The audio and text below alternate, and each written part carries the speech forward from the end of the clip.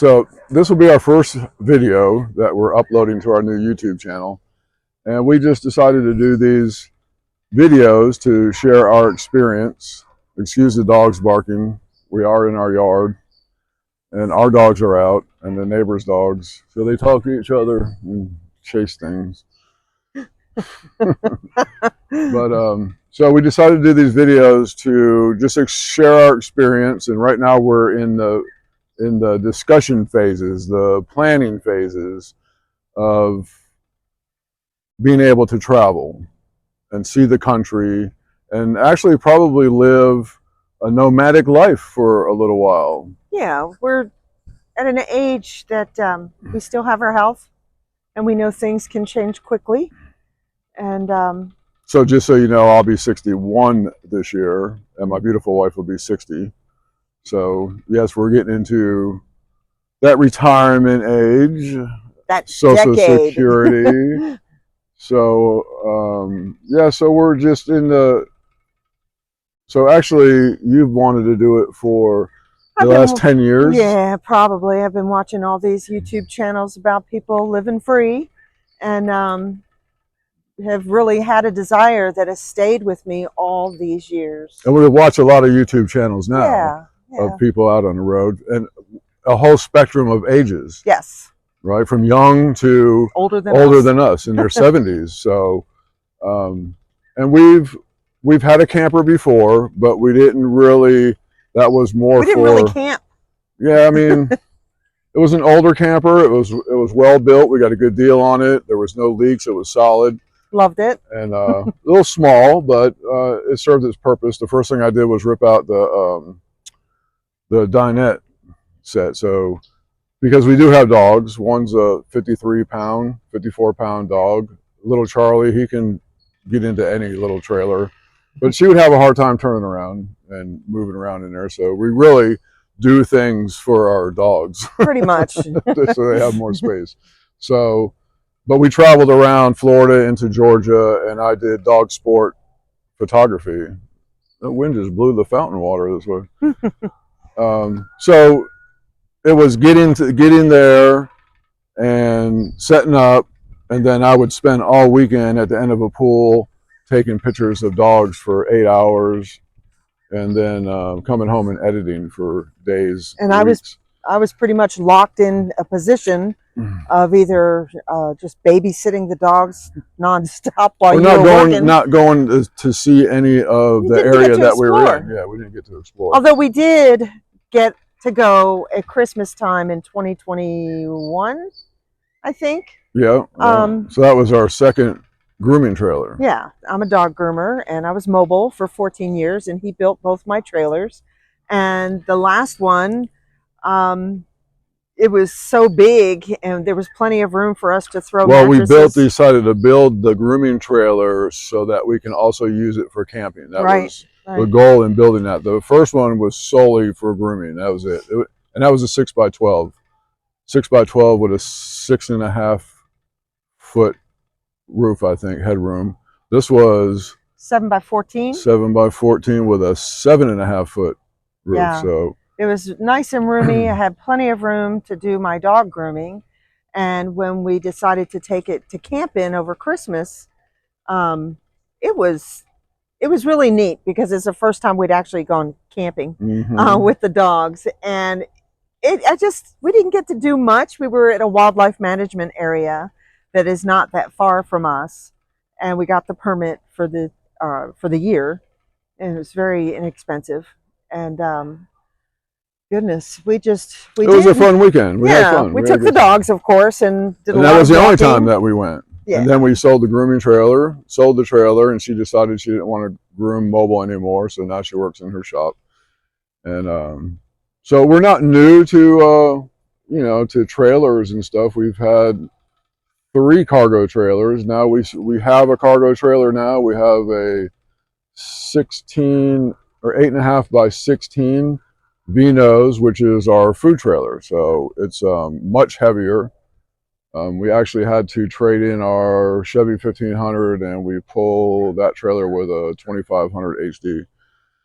So yeah, it's a whole different animal. Yep. So the biggest issue we've had were generators. Um, we do have a generator now that was half the price as the Honda that we had, which is doing fine right now. It's a Gen Max and it's bigger, 9,000 watts. But yeah, so we're not new to towing trailers and campers. We've had that experience and some experience in camping, but this is something that we want to do. So we're in the phase now. So do we look for a camper? I liked fifth wheels when I first saw them. I liked the way, and it was more of a security thing for me with the way the bed area is up over the bed of the truck and it's up higher. I just felt that would be safer. I don't know. Plus they're bigger. Fifth wheel seems way bigger, and that sun is setting right in my face. Right in your face.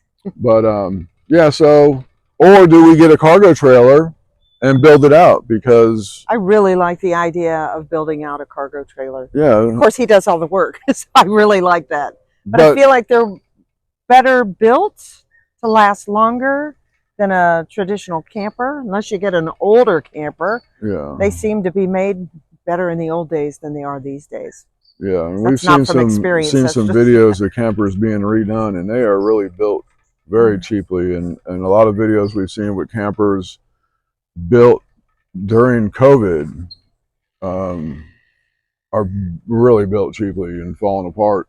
You know, you spend a lot of money on these campers, and it's just one thing I can't see spending $150,000, $200,000 on a camper. I just can't see that. No, and I can't, but I also can't see going into a campground where campers are on top of each other. Yeah. I mean, what's the sense of going? I mean, I don't get that. When we think about going camping, we think about boondocking, going out. Yeah. So one of the things is that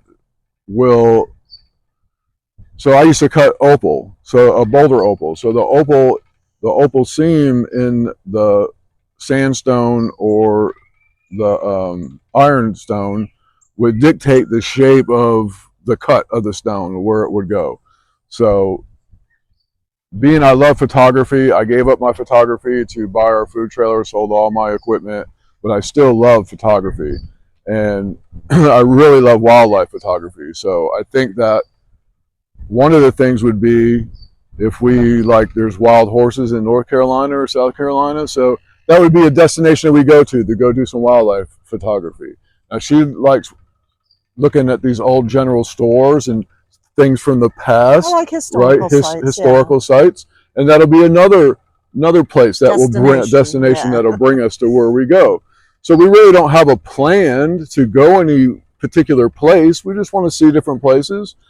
I've lived in Florida, well, almost as long. I've been here since we're only a couple of months different. Yeah, my family moved here in 1977.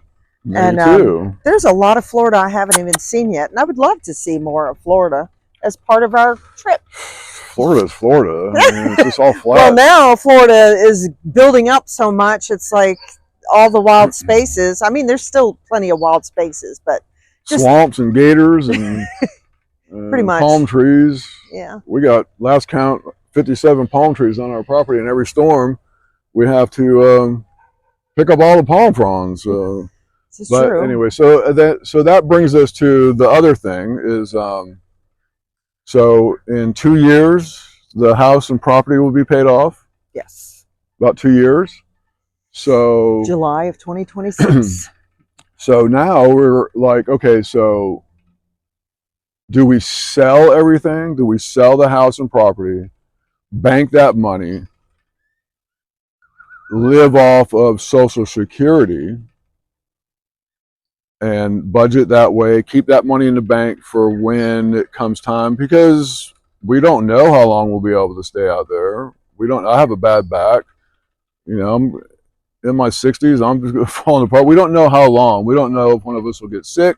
We need a plan for if that day comes. So keep that money in the bank, or do we keep the property and this be our home base because we already have doctors here, we were already established here, and we have an acre, and you can see our pond behind us. And so my thought was to build up this area here, and that would be where we come and park our camper. We have essentially two houses.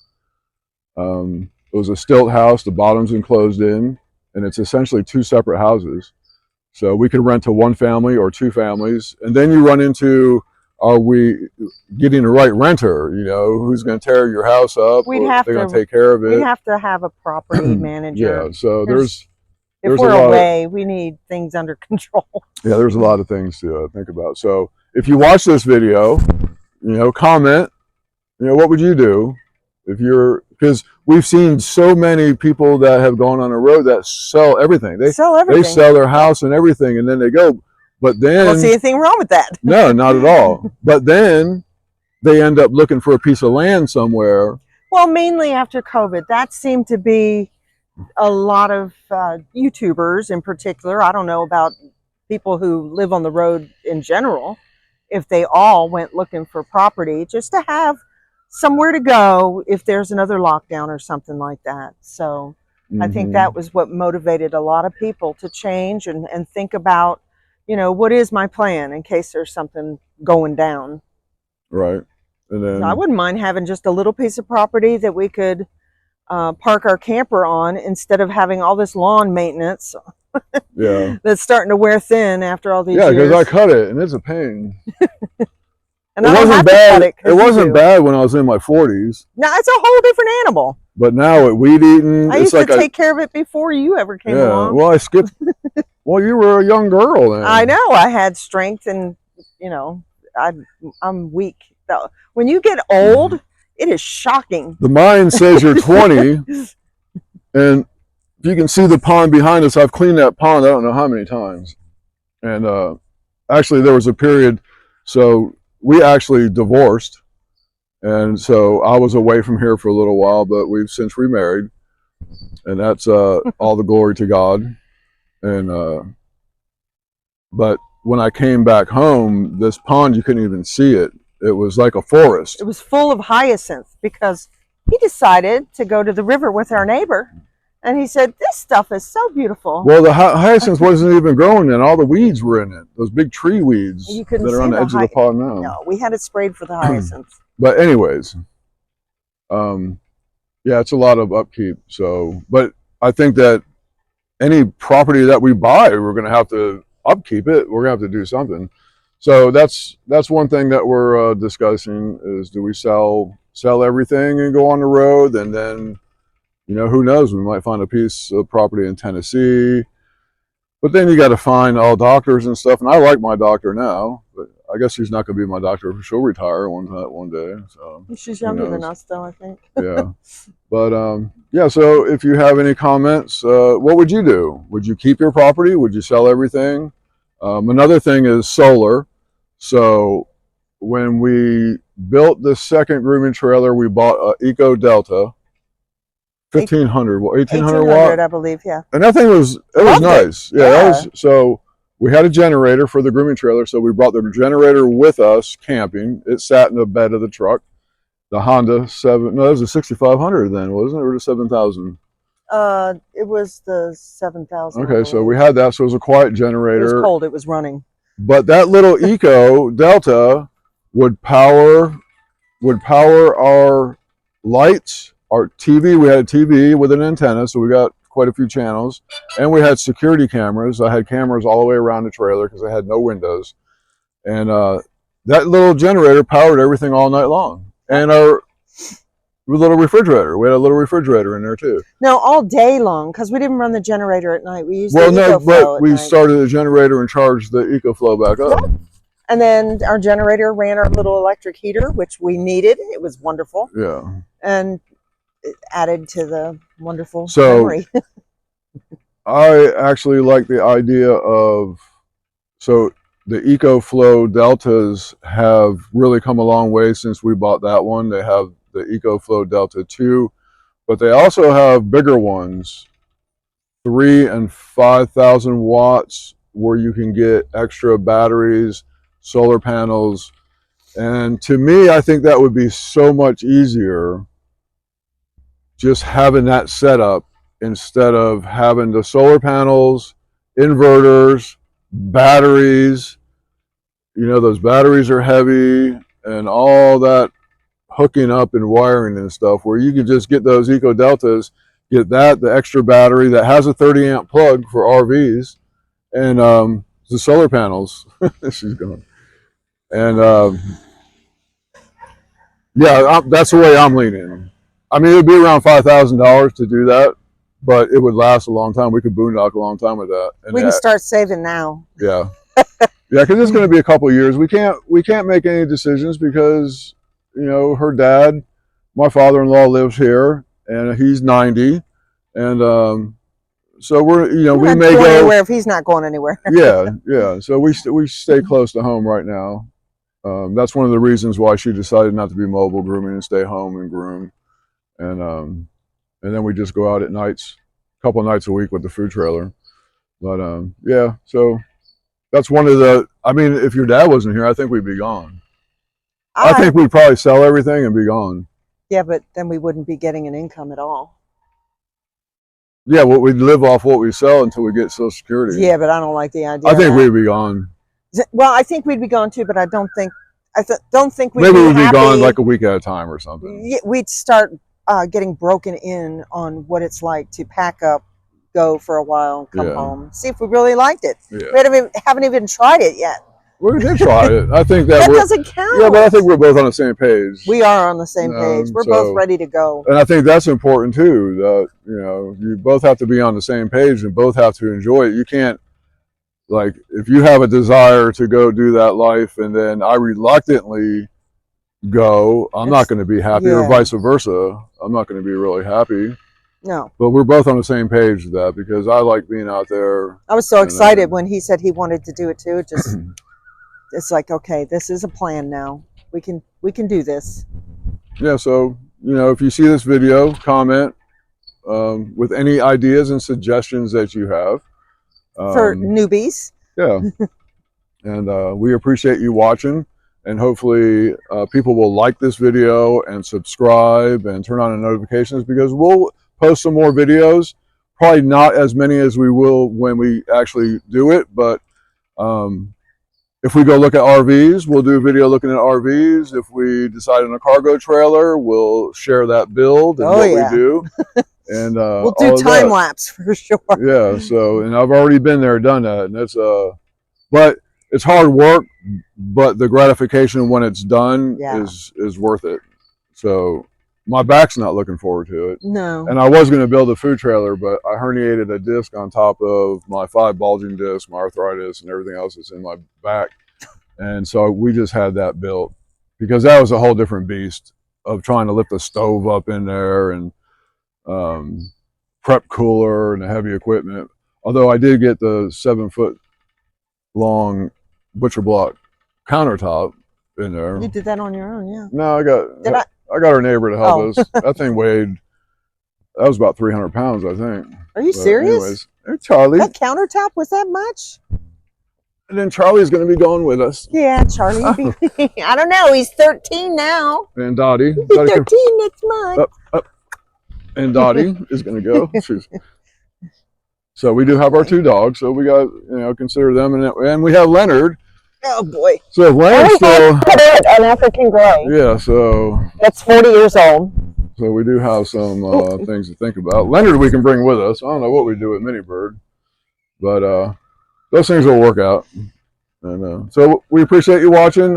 Any comments, just leave us some comments, any suggestions to help us out. We appreciate it. Thanks. Thank you.